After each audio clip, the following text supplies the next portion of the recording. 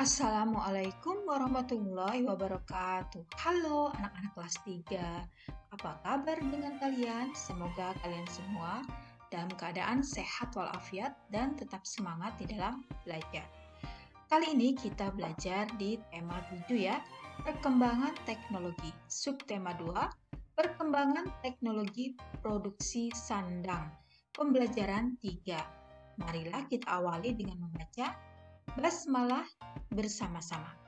Bismillahirrahmanirrahim. Pembelajaran 3. Dayu suka menari. Ia menggunakan kain adat saat menari daerah. Kain adat saat ini sangat disukai banyak orang.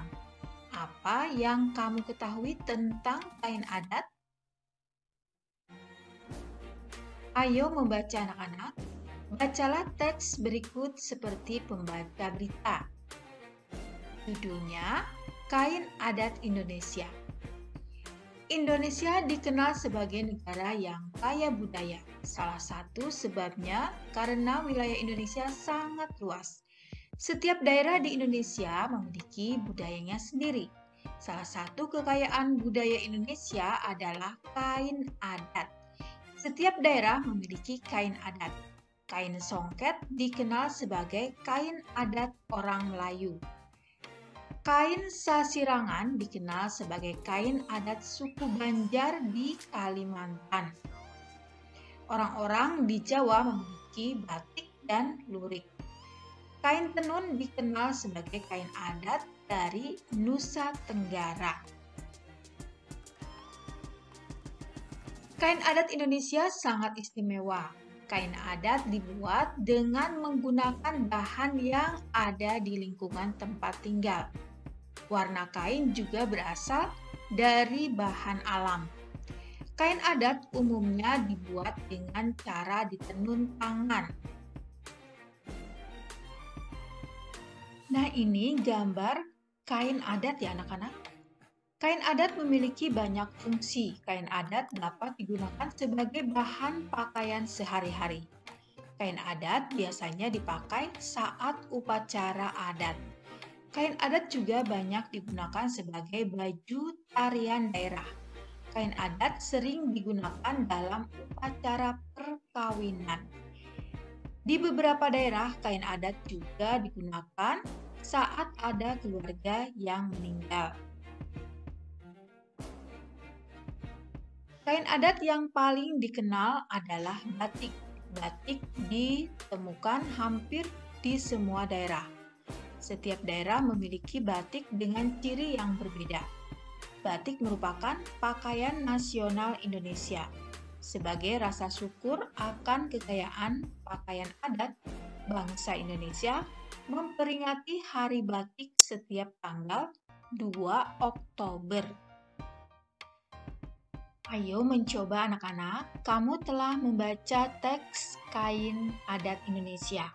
Nah sekarang, lengkapi tabel berikut dengan nama-nama kain yang kamu ketahui. Nah di sini tabelnya tertulis nama kain dan daerah asal. Ya, batik berasal dari Jawa. Kemudian yang kedua, ulos adalah kebanggaan orang Batak. Bagus ya. Kemudian yang ketiga, songket itu dari Melayu. Kemudian 4, sasirangan. Daerah asalnya Banjar, Kalimantan. Kemudian yang kelima, tapis dari Lampung. Ayo menulis anak-anak. Pelajari kembali teks kain adat Indonesia. Amati kalimat pertama dari setiap paragraf.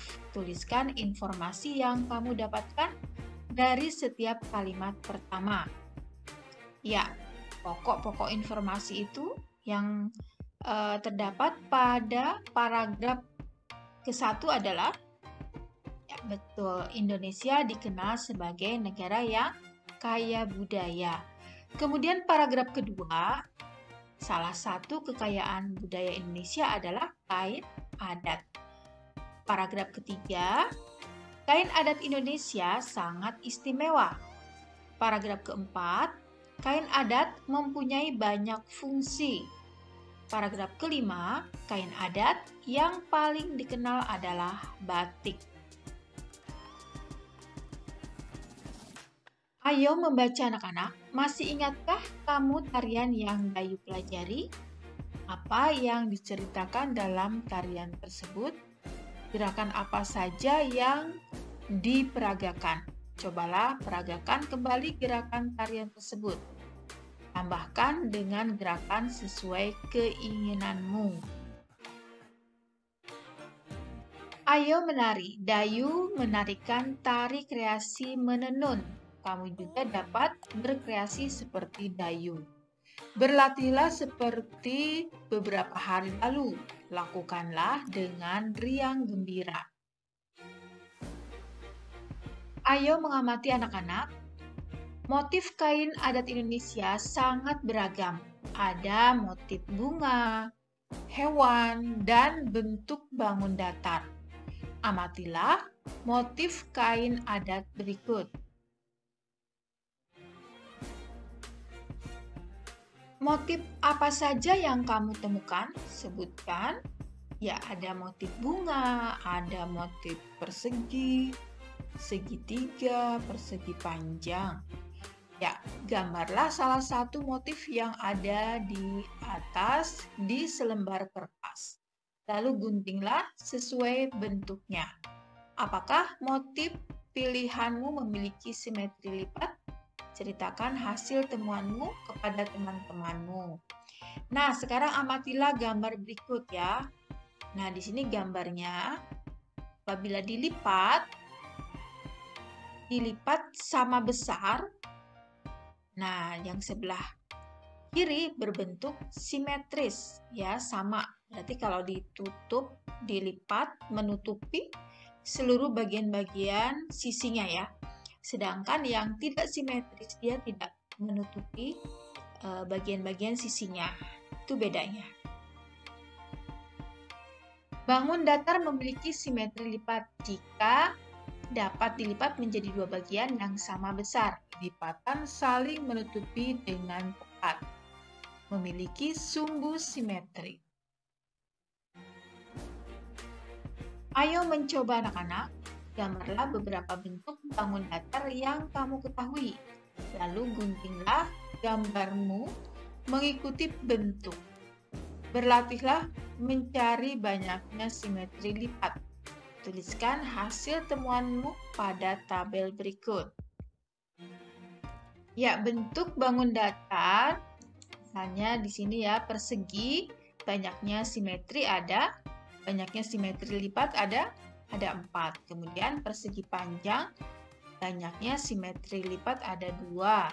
Segitiga sama sisi, simetri lipatnya ada 3. Kemudian segitiga sama kaki, simetri lipatnya ada 1.